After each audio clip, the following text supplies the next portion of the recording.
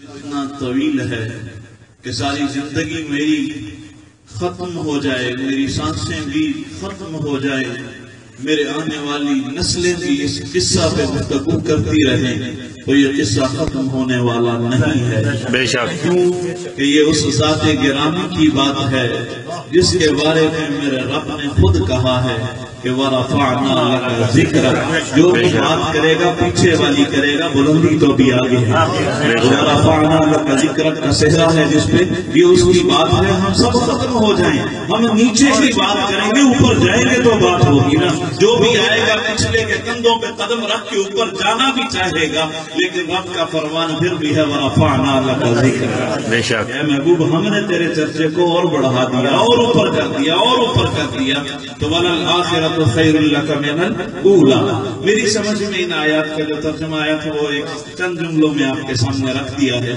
اگلی بات کرنا چاہوں گا، موضوع کی طرف آؤں گا کہ علامہ غلام رسول سعیدی رحمۃ اللہ تعالی علیہ، ان کی دین کے لیے جو خدمات ہیں وہ کیسی ہیں، میں اور آپ اس کو کیسے پہچان سکتے ہیں؟ ہم میں سے کتنے لوگ ہیں یہاں پہ کہ جنہیں اگر کہا جائے کہ اپنا ما فی الضمیر ایک تحریر میں دے دو تو ہم شاید نہ دے پائیں، لیکن اس شخص نے قرآن کی تفسیر بھی لکھی، میرے آقا کی احادیث کی شرح بھی کی ہے، اور اس نے امت پہ احسان کیا ہے۔ میں نے آج تک جتنی تفاسیر پڑھی ہیں ان میں سے سب سے آسان، ہر بندے کی سمجھ میں آنے والی تفسیر جو مجھے لگی ہے وہ تبیان القرآن ہے جو علامہ غلام رسول سعیدی نے لکھی۔ یہ اس بندے کا ہمارے اوپر احسان ہے، بلکہ اہل سنت کے اوپر احسان عظیم ہے کہ اس نے اہل سنت کو یہ بتا دیا کہ تمہارا عقیدہ کیا ہے، باقی لوگ کیا کہتے ہیں، سب اس نے ایک لڑی میں پرو کے سب کے سامنے بالکل رکھ دیا کہ یہ ماحول ہے، اس پہ اب تمہاری مرضی ہے، حق یہ ہے باطل یہ ہے، دونوں تمہارے سامنے ہے، پہچان میں نے کرا دی، اب عمل تمہارا۔ تبیان القرآن میں ہمیں دیا ہے۔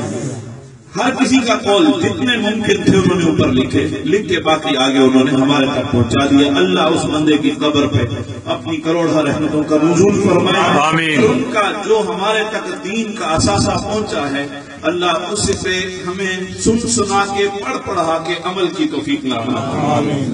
دوسرا جو موضوع ہے، غازی ملت حضرت ممتاز قادری شہید علیہ الرحمہ، آپ کے متعلق چند باتیں کرنی ہیں کہ غازی صاحب کو ایسا کیا امر لاحق آ گیا، کون سا ایسا موقع بن گیا تھا کہ غازی صاحب کو یہ عمل کرنا پڑا۔ اس پہ بہت ساری باتیں ہو رہی ہیں، بہت سارے علماء بھی اس سب میں شامل ہیں۔ اس پہ میں ایک جملہ کہوں گا، صرف عقل والوں کے لیے جملہ ہے، قابل غور ہے، اس پہ دلیل کی ضرورت ہو تو وہ بھی دینے کو تیار ہوں، لیکن جملہ صرف اتنا ہے کہ غازی ملت کا ساتھ کس نے نہیں دیا؟ صرف دو قسم کے لوگ تھے۔ غازی ملت کا ساتھ جس نے نہیں دیا دو قسم کے لوگ تھے، یا تو دین اسلام سے اسے ملا کچھ نہیں تھا، مغرب کے نظریات سے متاثر ہو چکا تھا، یا پھر علم دین پڑھنے کے باوجود مردانگی حاصل نہ کر سکا، مخنث بن چکا۔ بے شک جملہ صرف عقل والوں کے لیے، اس پہ کوئی تقریر نہیں ہوتی ہے، یہ محبت کے جذبات کے اثرات ہوتے ہیں جو آپ کے دلوں تک اگر پہنچ سکے میرے سے۔ مجھ میں تو اتنی طاقت ہی نہیں ہے، یقین مانیے کہ میرے الفاظ میرا ساتھ نہیں دیتے ہیں۔ جب غازی کی بات کرتا ہوں تو میرا جسم دھڑکنے لگتا ہے، میرے لب کانپنے لگتے ہیں کہ بندہ خدا غور تو کر، اس نے کس لمحے میں کیا عمل کیا تو کس کے بارے میں بات کرنے لگا ہے، اس شخص نے جو کام کیا ہے اور تمہاری نظروں کے سامنے رکھو اس نے کام کیا کیا ہے۔ زمانہ کیا چل رہا تھا کہ کبھی حضور کے خلاف کتابیں لکھی جا رہی ہیں، کبھی میرے آقا کے خاکے باندھے ہیں، اور پوری دنیا میں یہ سریعام ناچ کے ڈنڈورا پیٹا جا رہا ہے کہ یہ ہم نے خاکے بنا دیے، آؤ اس میں شامل ہو جاؤ، یہ ہم نے کتاب لکھ دی، چھپ گئی کتابیں لوگوں تک پہنچانی شروع کر دی۔ صرف ایک ملک بچا تھا واحد دنیا میں جہاں پہ یہ کام نہیں ہو رہا تھا، اور وہ کون سا ہے؟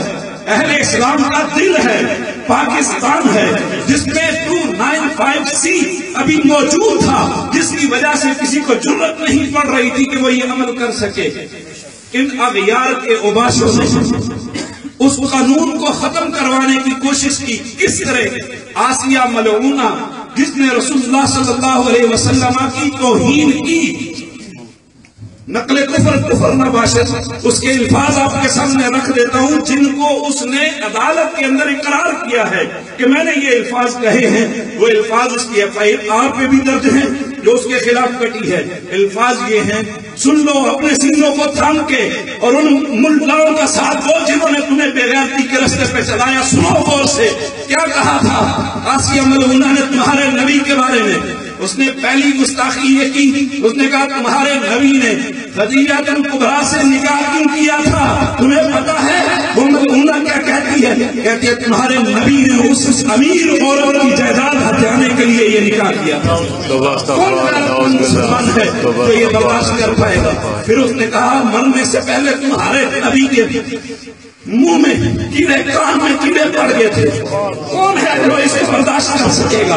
علماء اہل سنت اٹھے گا بھی، انہوں نے بچے کٹوانے چاہے، لیکن قانون نے اس ملعون سلیمان تاثیر نے جب اس آسیہ کو ساتھ لیا، پھر اس کے سر پہ دستے شفقت رکھا، کینیڈا سے اس کو بھی ایڈ آئی، اس کو بلایا گیا، کہا کہ آجا تو اس کی حمایت کر، 295C کے خلاف بول۔ جب اس نے اپنی آواز اٹھائی، پی پی کا دور ہے، سارے لوگ کابینہ کے مل کے ایک بی ٹیم بھی تیار، اے ٹیم بھی تیار، اے ٹیم کا سربراہ سلیمان تاثیر۔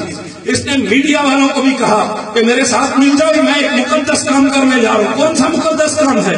کہ 295C، جس کو سادہ لفظوں میں اسلام کی زبان میں کہوں تو ناموس رسالت کا قانون جو ہے میں اس کو چینج کروانے جا رہا ہوں۔ اس نے یہ عمل کرنا چاہا، ساری میڈیا کے سامنے ہے کہ اس نے آسیہ کے سر پہ ہاتھ رکھا، پریس کانفرنسیں ہوئی، سارا کچھ ہوا۔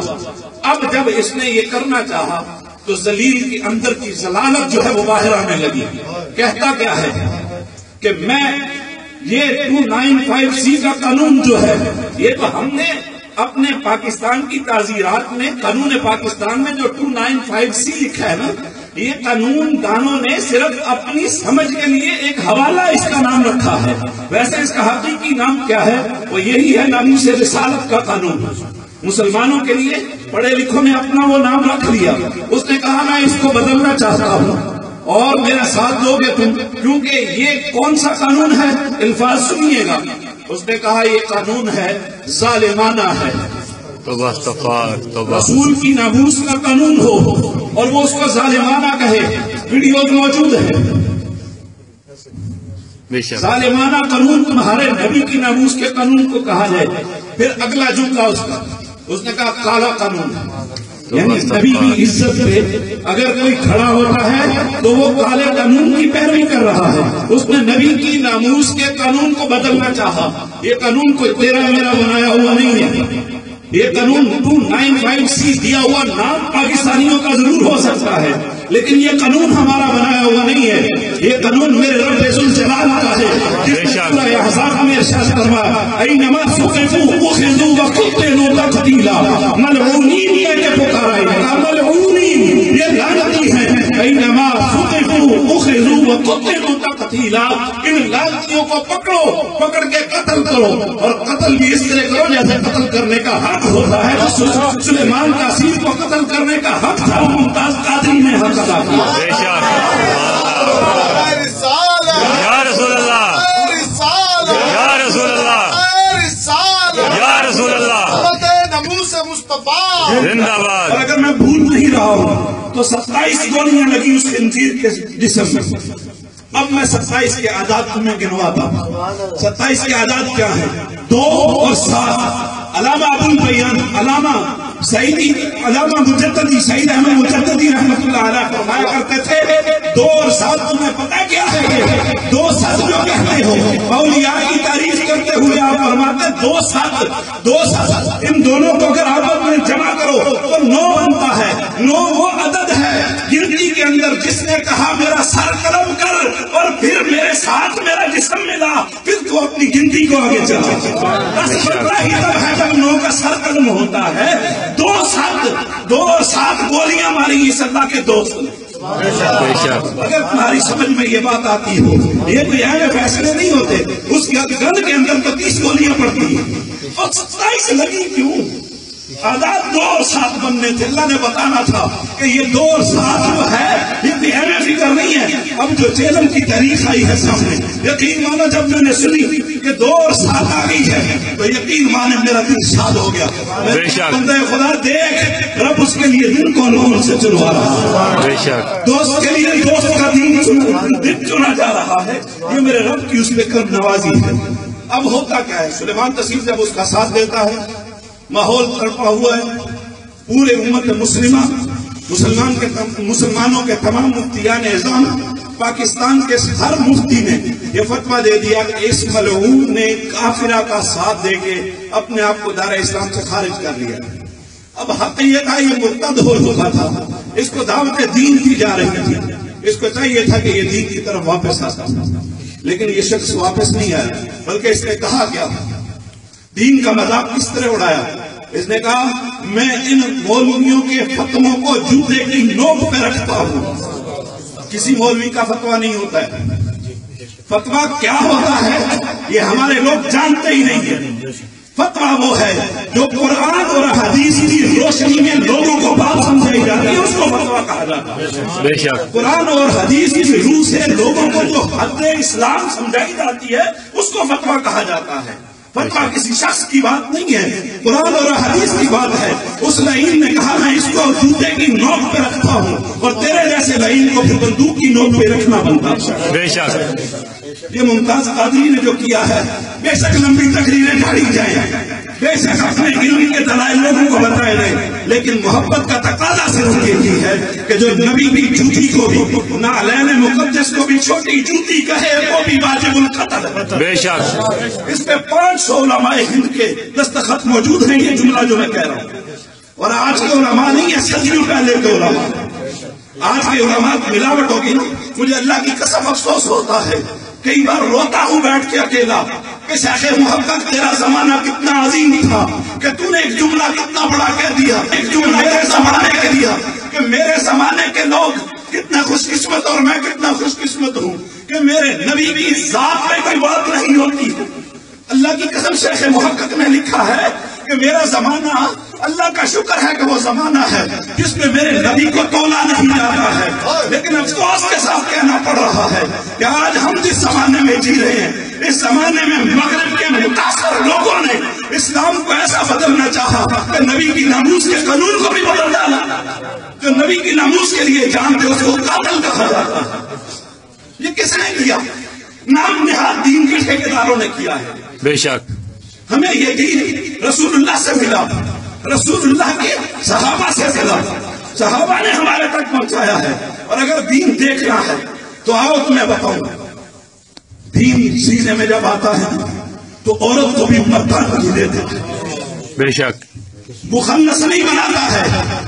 اور اگر لفظ مخنث کا ترجمہ نہیں آتا تو وہ بھی بتائے جاتا ہوں، ہجڑا نہیں بناتا ہے دین. بے شک دین تمہیں مرد بناتا ہے.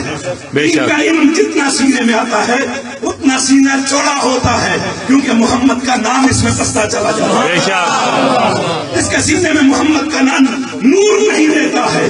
اس سینے کی غلاظت اتنی بڑھ چکی ہے، وہ اللہ نے اپنے نبی کے نام کے نور کے لیے اس کو قبول ہی نہیں فرمایا. بے شک اور جو پھر بھی دین سیکھنے کے بعد بھی اگر کوئی پھر بھی مخنث رہتا ہے تو سمجھ لو دین نہیں ہے اس کے پاس. وہ ہجڑا ہے، چاہے وہ پیر ہے، چاہے وہ عالم ہے، چاہے وہ کچھ بھی ہے. بے شک یہ ہجڑا پن ہے کہ اگر کوئی کہے میں اس کے ساتھ میری نسبت ہے تو وہ اس کو بھی قبول نہ کرے. اور کوئی کہے اس نے دین کے لیے کام کیا. کیا مجھے بتاؤ سلیمان تحصیل کا کیا ممتاز قادری کے ساتھ کوئی جھگڑا ہوا؟ نہیں. ممتاز قادری کے ساتھ اس کا کوئی لین دین تھا؟ نہیں.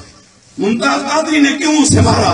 کسی بچے سے بھی پوچھو کیوں مارا ہے تو وہ بتائے گا کہ اس نے نبی کے قانون کو کالا قانون مارا. بے شک بڑے بڑے ملاؤں کی سمجھ میں یہ بات نہیں آتی ہے، لیکن سادہ سی بات ہے کہ اس نے مارا ہے تو نبی کے لیے مارا ہے. اور دنیا میں کبھی ایسا نہیں ہوا کہ مسلمانوں کی حکومت ہو تو جس نے نبی کے نام پہ کسی کو قتل کیا ہو اس کو قتل کر دیا جائے.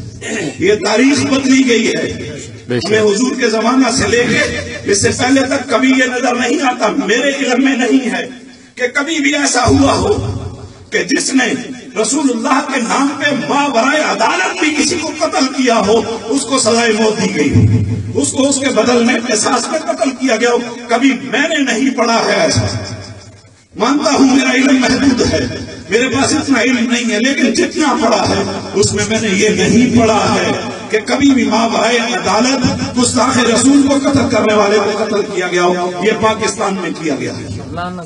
लेकिन बात आखिर में करना चाहूंगा, फिर अपनी सी बात की तरफ आता हूँ कि दीन हिजड़ा नहीं बनाता है, दीन का इल्म तुम्हें मर्दानगी सिखाता है, मोहब्बत रसूल तुम्हें मर्दानगी सिखाती है।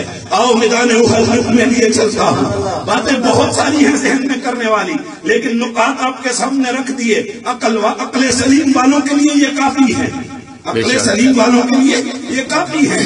आओ मैदान उहद है, मेरे आका करीम अलैहिस्सलातो वस्सलाम का जमाना है, मैदान उहद सजा हुआ है। एक अंसारी औरत मदीने से चलती है, मदीने की फजाओं में ही आवाजें गूंजने लगी कि कुफ्फार ने हमला किया, मुहम्मदुर रसूलुल्लाह पे हमला हो चुका है, कुफ्फार बर्तरी लिए जा रहे हैं। मदीने की फजाओं में ही आवाज जब गूंजने लगी तो एक अंसारी औरत सर का दुपट्टा ओढ़े मदीने से तेजी से ओहद की तरफ चलती है। जब ओहद के मैदान के करीब आ रही है, रास्ते में लोगों से पूछती है, बताओ मेरे आका का हाल क्या है? कोई बताता है तेरा बाप शहीद हो चुका, कोई कहता है तेरा बेटा शहीद हो चुका, कोई कहता है तेरा भाई शहीद हो चुका, कोई कहता है तेरा खान शहीद हो चुका। दुनिया के 4 अजीम रिश्तों को शहीद करवा चुकी, लेकिन हर रिश्ते की शहादत के बाद जुमला क्या आता है जुबान पे, बताओ मेरे आका का हाल क्या है? गालिबन इसी औरत का हाल है जो मेरे आका ने आके मदीने में दोबारा बयान फरमाया।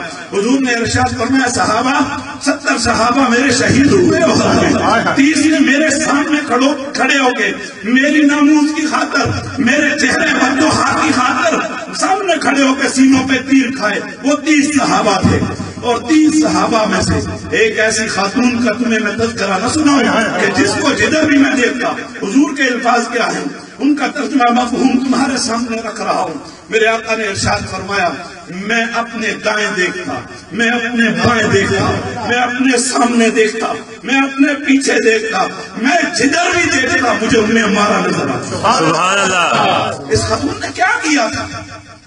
थी औरत, लेकिन सीने में महबूब मुस्तफा ने ऐसी मर्दानगी दी कि 30 सहाबा जो शहीद हुए हुजूर की नामूस की खातर, चेहरा बद्दुआ को बचाते हुए, इस खातून ने भी हाथ में तलवार ली हुई, इधर से बाहर आता उसके सामने भी ये खातून होती, पीछे से आता उसके सामने भी ये खातून होती।